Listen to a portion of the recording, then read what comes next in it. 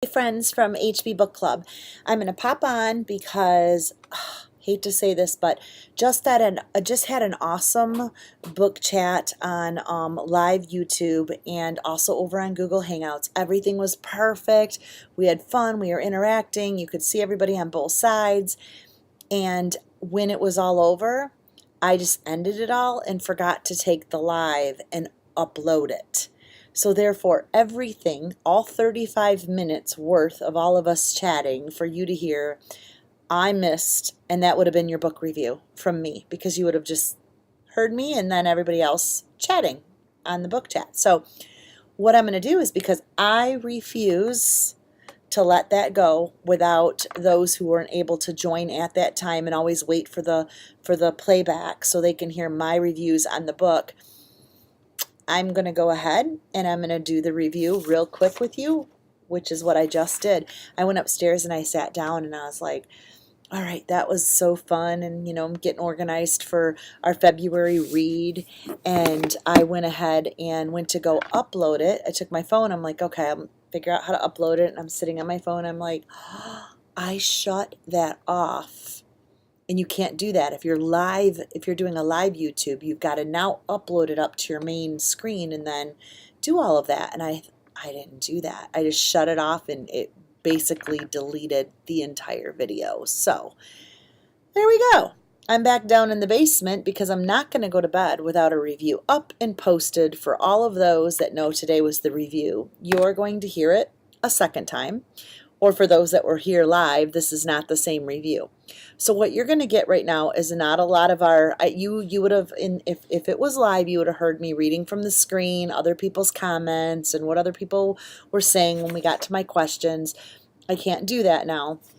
So this is going to be really quick, and you're just going to kind of get my chat with all the questions. Now remember, I placed the questions on the HB Book Club page for you to read and which we were going to discuss. So I have my questions here, and then I have it all highlighted in the book.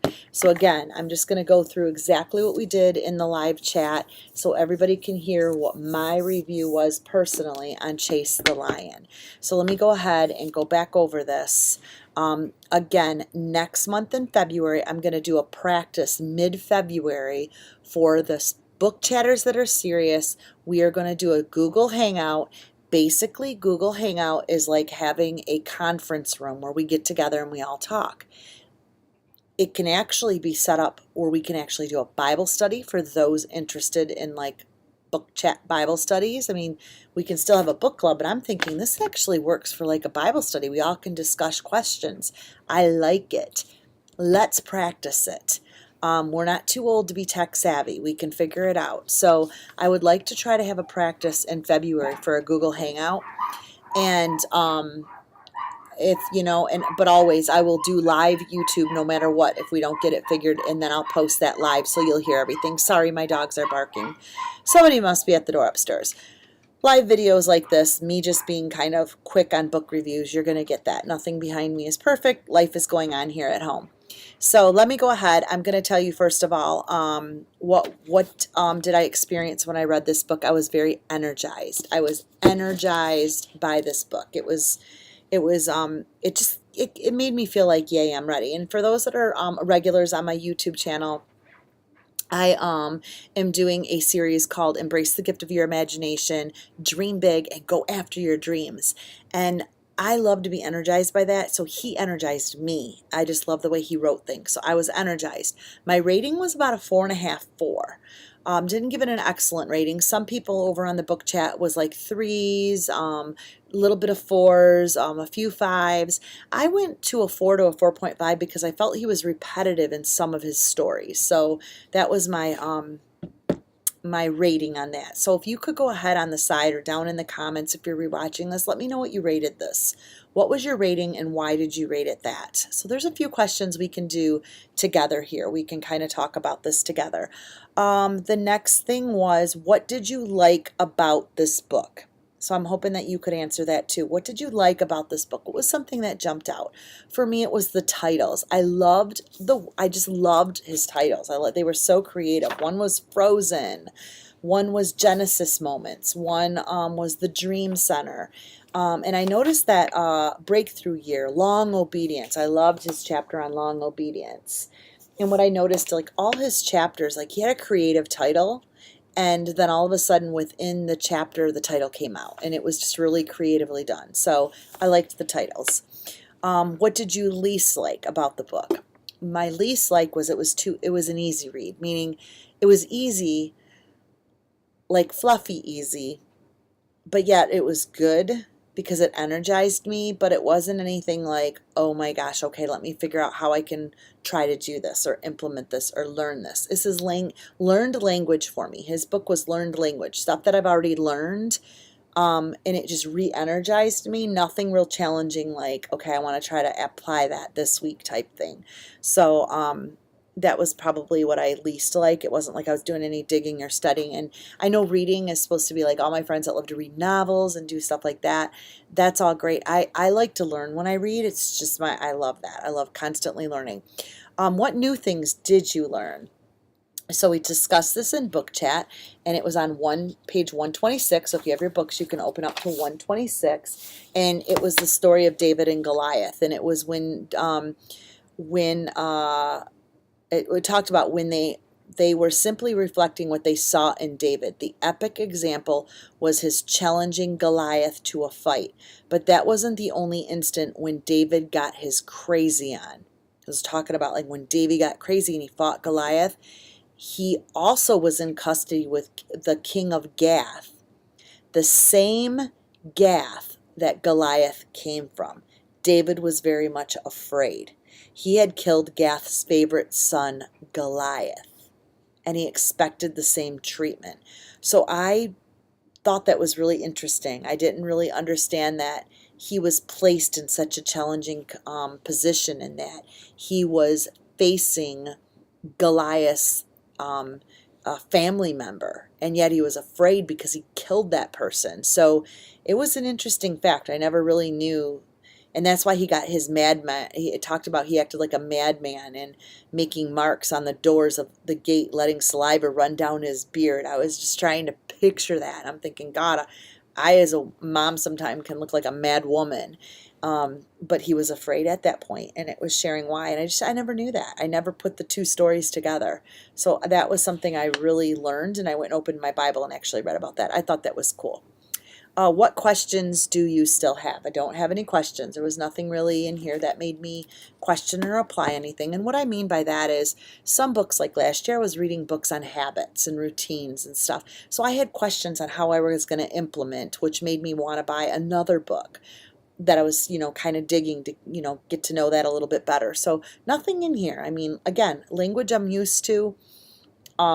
Just liked his book. It was an easy read. Don't have any questions. How would you react to the challenge of confronting a lion in the pit on a snowy day? Now, let me just remind you that the metaphor of the lion chaser, so that was pretty much the whole book, was chasing the lion chaser. That whole metaphor was for those willing to attempt something important, to attempt a challenge, to attempt a dream. That was in our heart, or a challenge that was in our heart, to go after it and be a chaser regardless of what's going on, regardless of the lion in your den on a snowy day. Because all of us could, tell us a picture of what our lion looks like in the den on a snowy day. And what does that challenge look like? So that was the metaphor. And how would you react to the challenge? And I would say that I loved his wordage, because it reminded me that we all have snowy days and we don't live sunny days. And I also liked that in this book that our dreams and our destiny is pretty much going to be revealed in a snowy day and in a challenging situation, that those situations set us up for bigger things, and that we need to kind of look at that situation as, a destiny step. And so that's what I liked, that we have to have patience in that cage with that lion. And then it says, are you naturally a lion chaser, or do you shrink back more? Now, this was great. During the chat, you would see a lot of comments saying, I shrink back more. So what are you? Leave in the comments below. What are you, a lion chaser, or do you tend to shrink back with challenges? Do you tend to shrink back when you don't feel willing to give it a try, or when you feel defeated, or there's a fear factor coming in, or there's that lion kind of cornering you in the cage, what do you tend to do? Do you tend to, like, get back and, say I can do this, and, ask for God's strength and chase that challenge, or look at it like, this is going to be an empowering moment? How do you receive that challenge? What does that make? What does that do to you? Does that energize you? What happens? And so, what are you naturally a lion chaser? Leave that in the comments below. Page 162 was an example for me. Again, I like to write, as I give you the questions for the week, I go through, and when we get to our book review, which we'll be all able to live chat, just have your questions out for February, and have them written out in maybe a page number that you can go to and answer real quick when we're live together. So mine was on page 162. And this was one of the most important questions. This was the most important chapter of the entire book, and it was the measuring stick. And are you naturally a lion chaser, or do you shrink back more? And then it was talking about, I put down, no, yes, I am. Yes, I am a chaser. But what I wrote down was that I wanted to point out to everybody that it's not normal nowadays. It's not natural. I don't see a lot of lion chasers. I see, with social media and everything, we're hidden behind our phone. We're hidden behind social media. There's not a lot of sharing of what's going on unless you're getting out to a community group or a women's group. And so I liked on page 162 when it says, whom are you anointing? Whom are you setting up for success? Who's your Elisha? And I thought, that's not natural anymore to see that in somebody and say, wow, I want their anointing, or wow, I want to chase a lion like them. And so I was thinking of Mark, because Mark Batterson talked about his dad on page 163 when his father-in-law, died of a heart attack. And he talked about how he was standing at the end of his casket, and he asked God for a double portion of his father-in-law's anointing. I just thought that was so powerful. And he said, I wasn't even sure what I was asking for, but this I know for sure. His dream did not die when he did. His dream lives on in me, through me. His dream continues to leverage my life in a big way, and in small ways, and in strange ways, and in mysterious ways. And I want to do the same for the next generation. That touched me huge, because I thought, I want my kids to see me be a dream chaser. And I want to bring that out to you.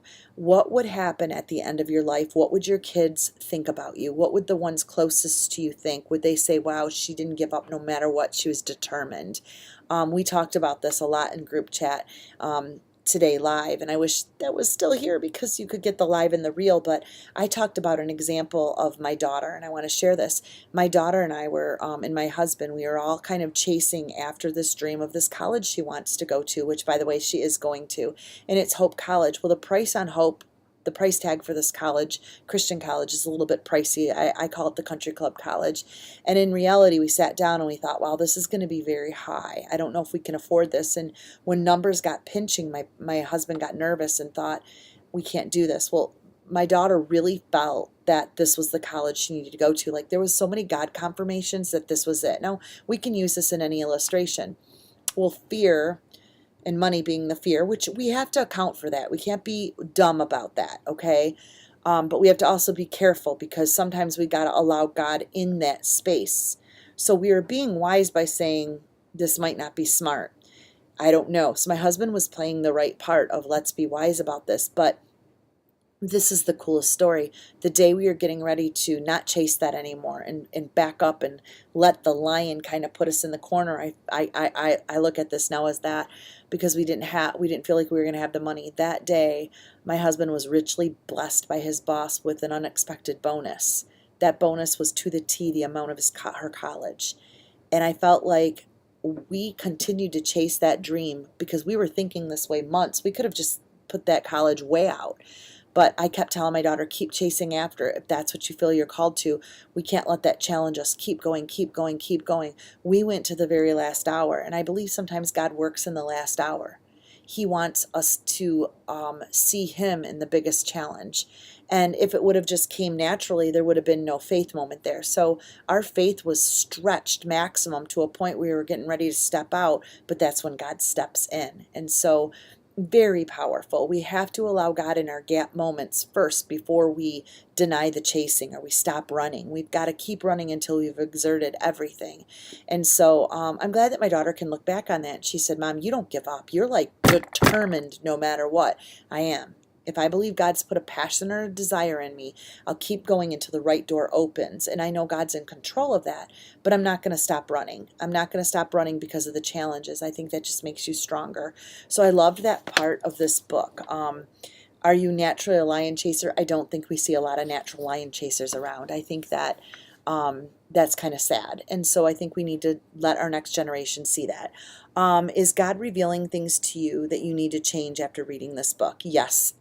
He reminded me of my kids. What are my kids going to say based on page 162 in this book if they were standing at the end of my casket? Would they say, Mom, challenge is fired, Mom? They didn't scare her. They just made Mom stronger. She chased after those lions, after those challenges. So what do they see? What do they see in you? So that's what I got. Any favorite stories or quotes or anything that Mark shared to increase your faith? I had so many. I call these highlighter moments. We will do this all in 2019 for every book. I highly, highly encourage you to take a highlighter and go through and highlight moments in this book that jumped out to you. Also, what I do is you will notice that I have a project here on my project thing, and I have January book chat. And I will go ahead and I will put the questions, I'll get those determined, and then I'll post them over on the HB Book Club page on Facebook. So you'll get your questions. I keep these questions in my journal, and I just carry my planner around with me wherever I'm going. Sometimes I'm reading and I have my book with me, and I'll have these questions. So if I come across like favorite quotes or something, I'll go, oh yeah, okay, and I'll put that page number here, right down here. So when we get to book chat or whatever, I'll have it. When I'm done with this, I take it out of my planner, I fold this, and I tape it inside my book. That's just what I do. The books that are my favorite, I've got some books on my shelf back here, and then over here, you can't see, I have a closet, and that closet is full of books because in my dream home, my husband knows that I really want a huge library. Huge library. My kids are still growing. I have grandkids coming someday. I have my kids, and I want people welcomed in my library and to scan my shelves of books forever that I read. Some books I'll go and sometimes people have those mailboxes outside of their house, trade a book, swap a book, give a book. I do that. I also will give books to a local library, those books that I, just really quick books, mostly novels and stuff like that. Books like this go on a bookshelf. And so I have a huge closet with books and boxes of books in that library, in that closet that I'm going to put in my library someday. That is a dream and a vision of mine in our new house, that we will build this huge library with beautiful wood shelves, and all this will be on it. So I believe that all of these famous quotes are important. So when I highlight them and this is tucked in, I can open up. If anybody was asking to look at this book, they can pull this out in any of the books there, and they'll see that list in there. So in here, I loved that this was a quote in here that said, you need to identify the battlefield you're willing to die on. Then you need to fight the good fight until your hand freezes to the sword. And so I loved that quote. I liked that. And then I loved the way he talked about, truth be told, I embrace the pressure that sometimes put on me. In fact, I think of it as a healthy holy. And I liked that. So sometimes pressure is the healthy holy. It enhances the excellence of God's honor. It promotes us to get better and better at whatever we're called to do. So making us chase, make us run. If you're running a marathon, every mile mark makes you stronger. Every mile builds up your lungs, builds up your legs. I know that because I ran a marathon. I know that when you stop running, the weaker you get. You don't want to run. And if something's chasing you, well, you'd rather just sit down and, kind of sit back because it gets too hard.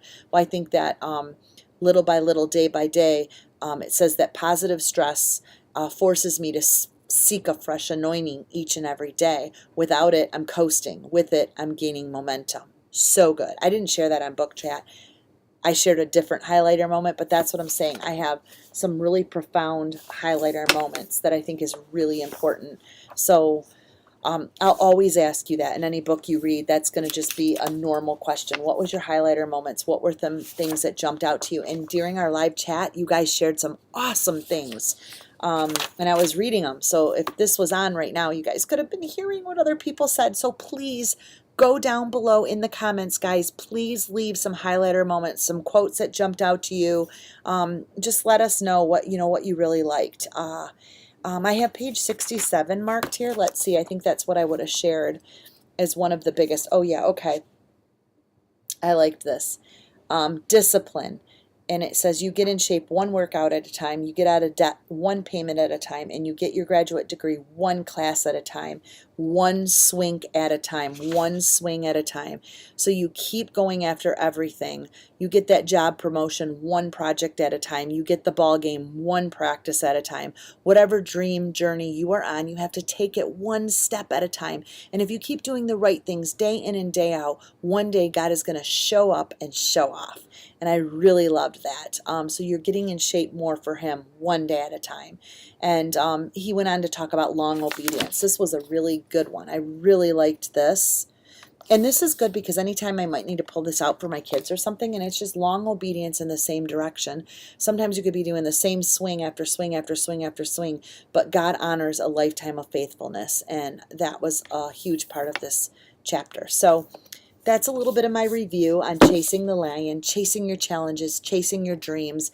If you're going through a challenge in your marriage, he can teach you to stay. If you're whatever you're chasing, I understand that we need to be good, godly people, obedient, serving, doing the will of God. But there also comes a time that while we're doing that, we also need to stand up and stand true and stand strong to the circumstances that are going on in our life. Because sometimes we need to chase after something instead of ignoring it by doing all the good things, which we're supposed to do. Sometimes we need to come in contact with it. Just like he came in contact with his lion on a snowy day, coming in contact, not trying to avoid it by keeping ourselves busy or going here or there, but really getting in that den on a snowy day. And I liked that because getting in the den on a snowy day gives the opportunity for God to show up and show his power. So, anyway, loved the grit and the gusto of this book. It was really a good thing. It says your dreams and your attitude toward challenges should be so big that without God they would be impossible. Quit running away from what you are afraid of. And I loved all of his examples on how his church got planted, his coffee shop got planted, some miraculous stories he had in here of other people, how they moved forward. He even gave an illustration of the Kodak film industry. He gave an illustration of how Blockbuster lost one of the biggest. They could have bought into, I believe they said Netflix, and they refused because they didn't have the money at the time. And he said that sometimes your dreams are going to cost you. That was huge. And now Netflix is a multi-million-dollar industry, and Blockbuster had that at the time. And so sometimes we have to invest, whether it's money or time or energy or emotion, we have to invest in that dream, and that's chasing the lion. What does your lion look like? So definitely energized me, gave me visuals for whatever lion I may face yet in 2019. So anyway, that's my book review really, really quick. Sorry about my crazy hairdo. This is from like cooking dinner, coming home from work. It's super windy, -25, I believe the wind chill factor is here in Michigan. Freezing cold. So I was in the blustering, gusto, gritty wind before I got home and knew that we had to do book chat. But I refused to miss that. I refused to give up. I'm accountable to it. So let's get ready and read our February book. Many of you had already said that you got your book, so I'm so excited. But just a reminder, I have a little screenshot here of our book, and it's The Magic of Thinking Big by David Schwartz. Probably can't see. Yeah, it's going to be hard to see because of glare. The Magic of Thinking Big by David Schwartz. So that is our next read. So go ahead and get yours ordered, and get your, I'll probably get the questions out for this, maybe a week into the read, 2 weeks. That way you can set it up in your planner, or maybe you're just doing a journal for all your books for 2019. So read, take notes based on that, and then we'll get together again. I'm going to practice a hangout where we can all be on. Will be the last Thursday of February, and then also I'm going to post on the HB Book Club our book for February. No, our book for our book for March is A Serial Killer's Daughter by Carrie Rawson, and she's actually going to be on a documentary tomorrow night. So if people are watching this, later on and listening to this review, it won't help. But if you're hearing this soon, get over to HB Book Club to see the time for the documentary and watch it, because that's our March book, and I'm really excited about A Serial Killer's Daughter. So that's going to be an awesome read. So anyway, I will catch you guys in February. Thank you for hanging out, for all those that did the live chat. I'm so sorry that got deleted and I couldn't share it with everyone that was going to watch this later, but that was my review on Chase the Lion. Leave a comment below on a star rating that you have for this, and maybe leave your favorite quote or something about your favorite thing that you learned. And happy reading for February. Bye guys.